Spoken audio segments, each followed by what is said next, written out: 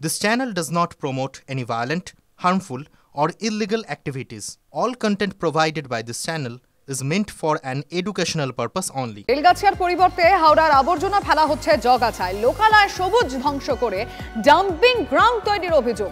বিক্ষোভ স্থানীয়দের। এই বিক্ষোভের জেরে সেখানে আবর্জনা ফেলা হয়নি। বন্ধ ডাম্পিং গ্রাউন্ড তৈরির কাজও। পুরমন্ত্রীর নির্দেশে ঘটনাস্থলে যান প্রশাসক। আর এদিকে উলুবেড়িয়ায় জলের পাইপ ফেটে বিপত্তি, সেখানেও জলসংকট। আবর্জনা উপচে পড়ছে হাওড়ার বেলগাছিয়ার ভাগাড়ে, আর তার জেরেই মাটিতে ধস, রাস্তাঘাট, ঘরবাড়িতে ফাটল। এলাকাবাসীর বিক্ষোভের জেরে বেলগাছিয়ার ভাগাড়ে মঙ্গলবার থেকে আবর্জনা ফেলা বন্ধ হয়েছে। জঞ্জালে উপচে পড়ছে হাওড়া শহরের অলিগলি। আবর্জনা ফেলার জায়গা হিসেবে বেছে নেওয়া হয় জগাছার আরুপাড়া। অভিযোগ, এলাকার গাছগাছালি কেটে ডাম্পিং গ্রাউন্ড তৈরির কাজ শুরু হয়। বুধবার সকালে আরুপাড়ায় আবর্জনা ফেলতে গেলে বাধা দেন স্থানীয় বাসিন্দারা। তাদের বক্তব্য, আবর্জনা ফেললে দূষণ ছড়াবে এলাকায়, তাই ময়লা ফেলতে বাধা এলাকাবাসী ও তৃণমূল কর্মীদের। আবর্জনা ফেলতে না পারায় সারি সারি দাঁড়িয়ে পুরসভার গাড়ি। আরুপাড়ায় এই জায়গায় কিন্তু ময়লা ফেলা হবে এবং তার জন্যই রাতের অন্ধকারে এই সব বড় বড় মেশিন দিয়ে সবুজগুলোকে নিধন করে দেওয়া হচ্ছে। হাওড়া ডিস্ট্রিক্টে যত গার্বেজ এখানে ভাগাড় তৈরি করা হচ্ছে, কিন্তু পাশাপাশি তো সমস্ত বাড়িঘর আছে। এই গ্যাস দুর্গন্ধে এখানকার মানুষ থাকতে পারবে না। মিউনিসিপ্যালিটির ব্যর্থতা, এটা আমরা চাই। এখানে আমরা ভ্যাট হতে দিতে চাইছি না। ভ্যাটটা হবে যেখানে ভ্যাট আছে, স্ট্যাবলিশড ভ্যাট। যেভাবে গাছ কাটা হয়েছে সেখানে ভ্যাট করার পরিকল্পনা নেই, ডাম্পিং গ্রাউন্ড করার পরিকল্পনা। কিন্তু সেই জিনিসটা করতে দেয়া চলবে না।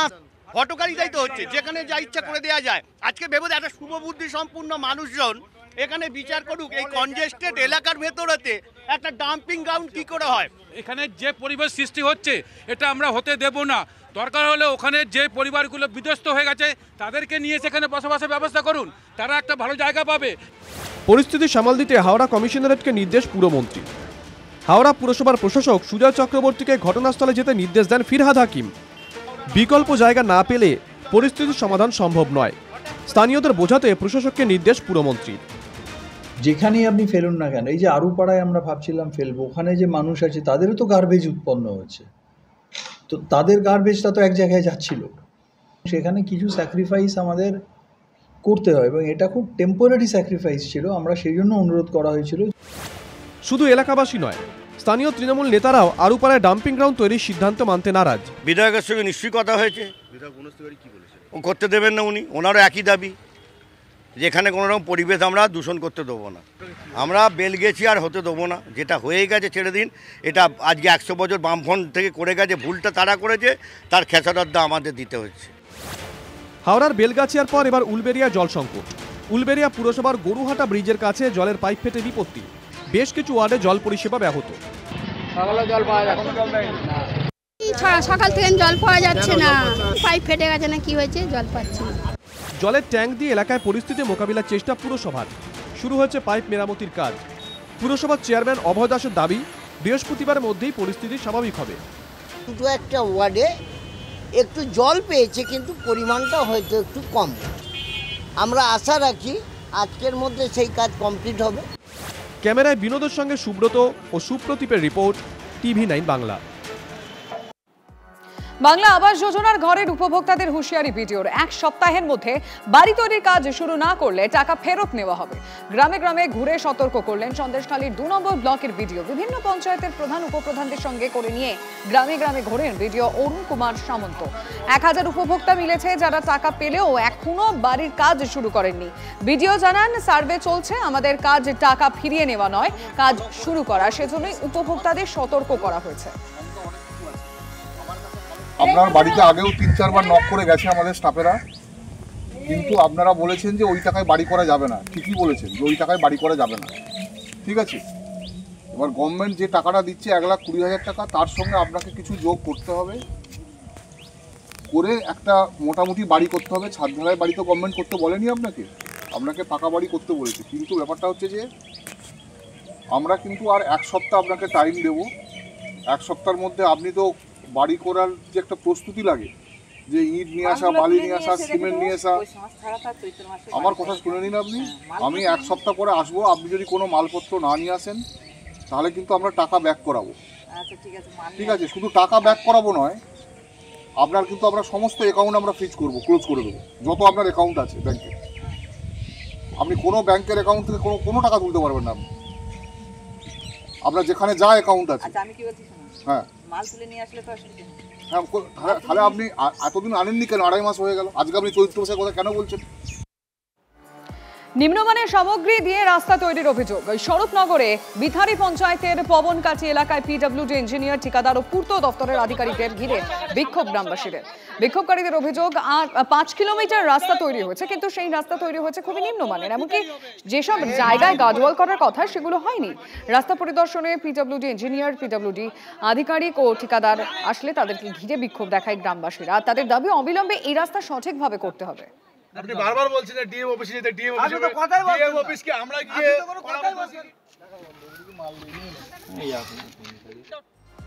বারাসাতে হিট অ্যান্ড রান, পরপর বাইকে ধাক্কা দিয়ে পালানোর সময় অনলাইন ডেলিভারি সংস্থার কন্টেনারে আগুন। বারাসাতে যশোর রোডের হেলাবরতলা মোড়ের কাছে জাতীয় সড়কের ওপর দাউ দাউ করে জ্বলতে থাকে কন্টেনারটি। আগুন লেগে আহত হয়েছেন কন্টেনারের চালক। বারাসাতের ডাকবাংলোর মোড়ের কাছে পরপর দুটি বাইকে ধাক্কা মারে কন্টেনারটি। কন্টেনারের নিচে দুটি বাইক আটকে যায়। বিপজ্জনকভাবে জাতীয় সড়ক ধরে প্রায় 1 কিলোমিটার রাস্তা বাইক দুটিকে হিঁচড়ে নিয়ে যায় কন্টেনারটি। আর সেই সময় কন্টেনারের জ্বালানি ট্যাঙ্কে আগুন লেগে যায়। শেষমেশ হেলাবরতলা মোড়ের কাছে আটকানো হয় কন্টেনারটি। গুরুতর আহত হয়েছেন 2 বাইকের চালক।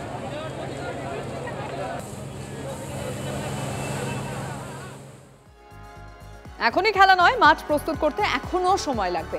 বারাসাত স্টেডিয়াম পরিদর্শনে এসে জানালেন রাজ্যের ক্রীড়ামন্ত্রী। এদিন মাঠ পরিদর্শনে উপস্থিত ছিলেন খাদ্যমন্ত্রী রথীন ঘোষ, প্রাক্তন মন্ত্রী জ্যোতিপ্রিয় মল্লিক, ব্যারাকপুরের সাংসদ পার্থ ভৌমিকরা।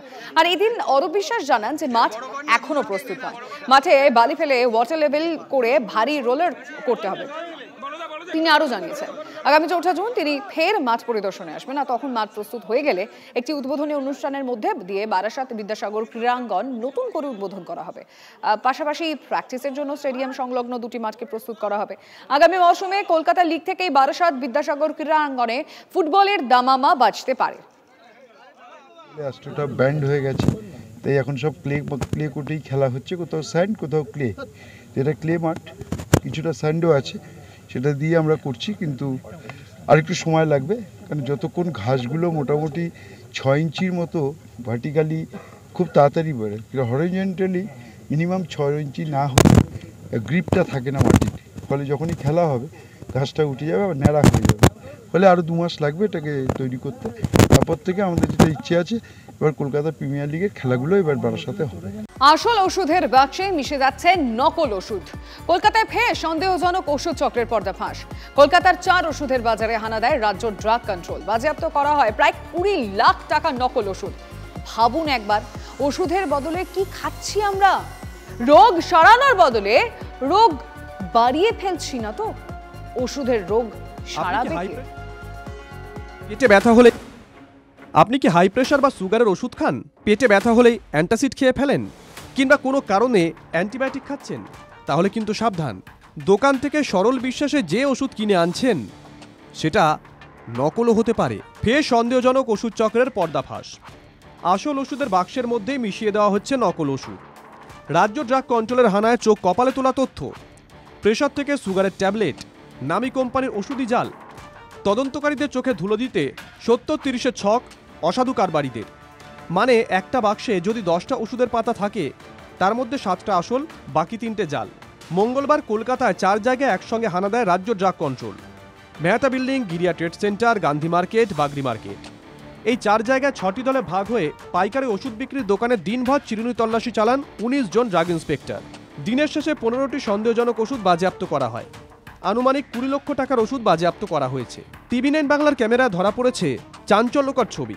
দেখা যাচ্ছে যে একটা প্যাকেট, যে প্যাকেট, এই যে প্যাকেট যেখানে রাখা রয়েছে, এই প্যাকেটের মধ্যে এখানে সবগুলোই যে জাল তা কিন্তু নয়, আসলের মধ্যেই মিশে আছে জাল ওষুধের পাতা। স্যার, এই মুহূর্তে কোন ওষুধের পাতাটা আপনি স্ক্যান করছেন? এই যে এটা, এই স্ট্রিপটা যখন আমি স্ক্যান করলাম, তখন এই স্ট্রিপটাতে যে কিউআর কোডটা স্ক্যান করার পর আসছে, স্ক্রিনে আপনারা দেখতে পাবেন যে your search madly products did not match any document. আবার দেখবেন যখন আমি একটা গুড কোয়ালিটি প্রোডাক্ট, যেমন এইটা যখন করছি,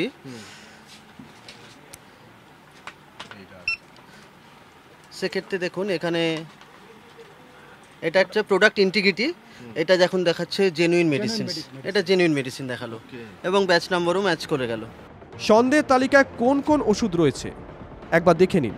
বুডেকোট হাঁপানির ওষুধ, টেলমিকাইন 40, টেলমিকাইন এইচ যা রক্তচাপের ওষুধ, ফোরাকট 400 শ্বাসকষ্টে ব্যবহৃত ইনহেলার, নিওপ্রাইড বুকে জ্বালা ভাব, বমি ভাব, অম্বলের ওষুধ, ওমেজ ডিএসআর গ্যাস অম্বলের ওষুধ, ট্যাক্সিম ও 200 অ্যান্টিবায়োটিক, এসোগ্রেস ডি আলসার গ্যাস্ট্রো সমস্যায় ব্যবহার করা হয়, সিলাকার 10 যা রক্তচাপের ওষুধ, প্যান্টোডাক ডিএসআর হজমের সমস্যার জন্য ব্যবহার করা হয়, ভার্টিনেইট অন্তঃকণে রক্তপ্রবাহ ঠিক রাখার ওষুধ, আজাডুও ব্লাড সুগারের ওষুধ, সাইরা ডি বদহজম অ্যাসিডিটি গলা জ্বালার ওষুধ, O2 পেট খারাপের ওষুধ, হুমুসুলিন টাইপ 1 টাইপ 2 ডায়াবেটিসের ইনসুলিন।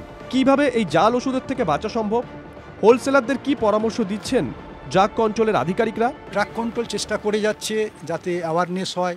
হোলসেলারদের আমরা বলছি অথরাইজড স্টকিস্ট, অথরাইজড ডিলারের কাছ থেকে আপনারা মেডিসিন প্রপারলি পারচেস করুন। আপনারা অনলাইন বা এইসবে কিনবেন না, সস্তা যেখানে পাওয়া যাচ্ছে এরকমভাবে ডিসকাউন্ট হয়তো খুব পাচ্ছেন, সেখান থেকে কিনবেন না। আপনি পরিচিত দোকান থেকে কিনুন এবং ক্যাশ মেমো সবসময় নেবেন।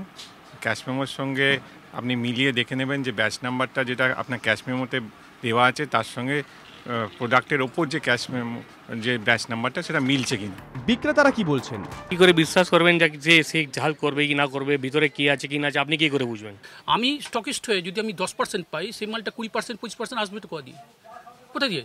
কোম্পানি তো দেবে না, মালটা আসবে কোথা? তাহলে মধ্যখানে কোনো ম্যানিপুলেট হচ্ছে। তাহলে রাজ্যে নকল ওষুধের কারবারিদের বারবারন্তের জন্য রাজ্য সরকারকেই দুষছেন চিকিৎসকদের একাংশ।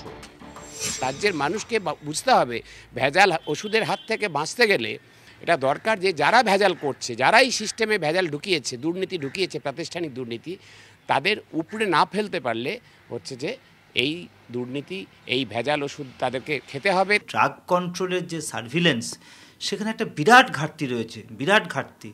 হয়তো চোখ বন্ধ করে রেখেছে, সব জেনেও চোখ বন্ধ করে রেখেছে। কে জানে যে এরকম এতটা বাজারে ছড়িয়ে পড়লো, ড্রাগ কন্ট্রোল জানলো না। এগুলো কি করে ধরা পড়ছে? হঠাৎ প্রশাসনিক তৎপরতা না, ভাগ বটোয়ারার গণ্ডগোল। আমি পেয়েছি, তুই পাসনি কেন, এবার ধরিয়ে দিই। এই জিনিস এখন এই তৃণমূল সরকার প্রশাসিত রাজ্য সরকার, তৃণমূল পার্টি প্রশাসিত রাজ্য সরকারের গোড়ায় গলত। বাজারে এখনো ছড়িয়ে আছে এই জাল ওষুধ। এর থেকে বাঁচতে কি করবেন? হোয়াটসঅ্যাপ নম্বর চালু করেছে স্বাস্থ্য দপ্তর। অভিযোগ জানান 7908077615 এই নম্বরে। ওষুধ কিনলে অবশ্যই ক্যাশ মেমো নেবেন। ক্যাশ মেমোর সঙ্গে ওষুধের ব্যাচ নাম্বার মেলান। ওষুধের কিউআর কোড স্ক্যান করে যাচাই করুন। Email ID prosecutionandcomplaintscell@gmail.com। এই যে পদ্ধতি, এই পদ্ধতিতে যারা ডিস্ট্রিবিউটর রয়েছেন, যারা ডিলার রয়েছেন, তারা নিজেদেরকে ধোয়া তুলসী পাতা দাবি করতে পারেন? ক্যামেরায় পিকুর সঙ্গে সৌরভ দত্ত, TV9 বাংলা, কলকাতা।